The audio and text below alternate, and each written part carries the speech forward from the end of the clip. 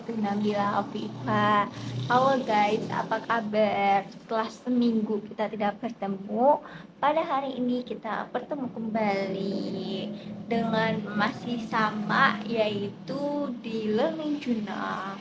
Tetapi pada minggu ini kita sudah ke pertemuan 9, yang dimana sudah UTS juga, dan berarti materi kita bentar lagi, 1 atau 2 materi lagi kita sudah cukupkan learning journal kali ini. Oke, karena learning journal masih terus berlanjut, mari kita teruskan terlebih dahulu learning journal di pertemuan 9. Nah, di pertemuan 9 kali ini kita membahas produksi film. Hooray! Kita membahas produksi film. Di dalam produksi film terdapat teknik penulisan skenario. Pengertian skenario menurut Sheffield dalam bukunya The Foundation of Screenwriting, skenario adalah sebuah cerita yang diceritakan dengan gambar dalam dialog dan ditempatkan dalam konteks struktur dramatis. Skenario adalah kata benda ini tentang seorang atau orang-orang di suatu tempat atau tempat melakukan pekerjaannya atau hal mereka. Semua skenario menampilkan premis dasar ini. Orang itu adalah karakter yang melakukan tindakannya. Berdasarkan pengertiannya bahwa skenario adalah sebuah bentuk cerita yang menguraikan urutan-urutan adegan, tempat, keadaan, dan dialog yang disusun dalam konteks struktur dramatik. Teknik skenario dibagi menjadi beberapa. Yang pertama yaitu ada inti. Tahap awal dalam penulisan skenario adalah menentukan inti cerita yang akan dikembangkan menjadi sebuah skenario.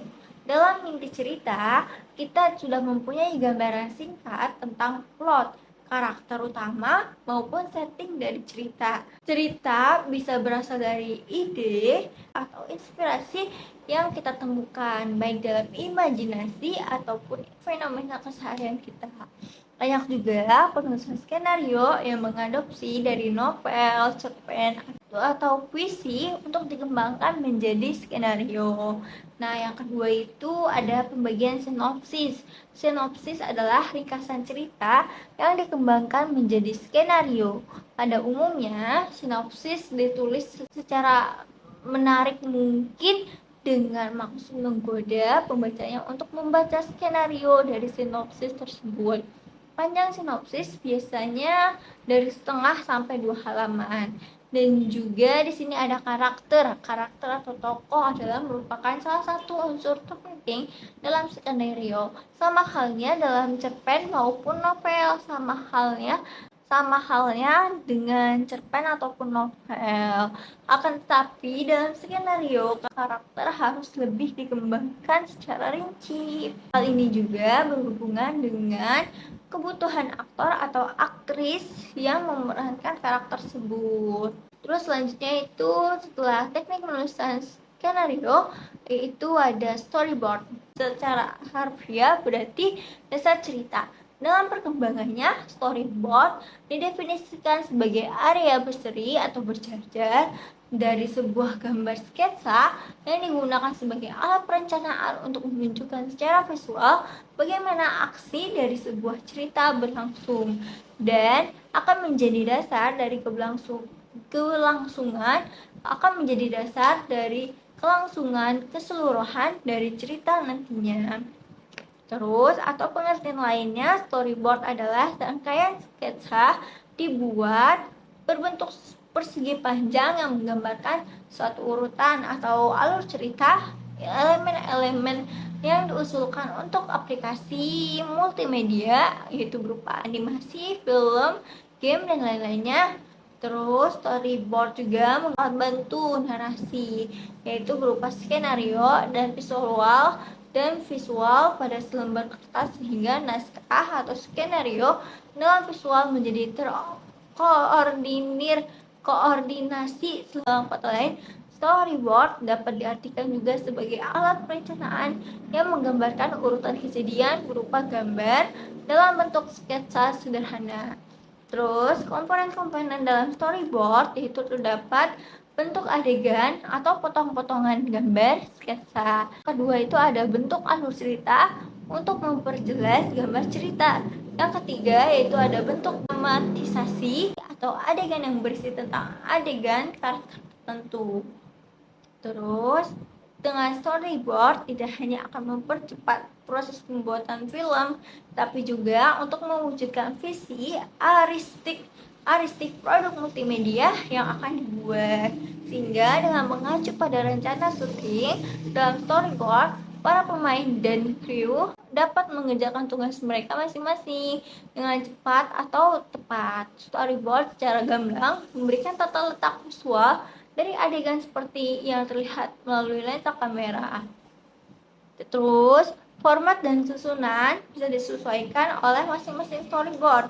Komponen-komponen penyusunan storyboard yang harus ada pada template adalah sebagai berikut. Yang pertama itu ada bagian judul. Judul ini berisi tentang judul, episode, scene, dan halaman. Terus bagian kedua itu ada bagian subjudul. Ini berisi tentang penjelasan tekstur, panel, kuis, lokasi, dan setting waktu. Dan bagian ketiga itu ada bagian visual, berisi tentang gambaran adegan dengan menyisipkan visual atau foto, grafis, dan lain-lain. Juga bisa mencakup teks yang ditampilkan di layar atau bisa membuat bagian lainnya untuk dalam teks.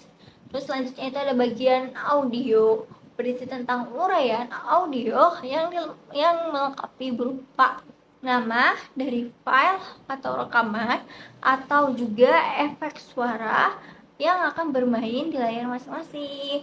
Terus komponen selanjutnya yaitu ada bagian dialog atau action, berisi detail action dan pergerakan kamera, framing atau angle serta dialog adegan jika ada.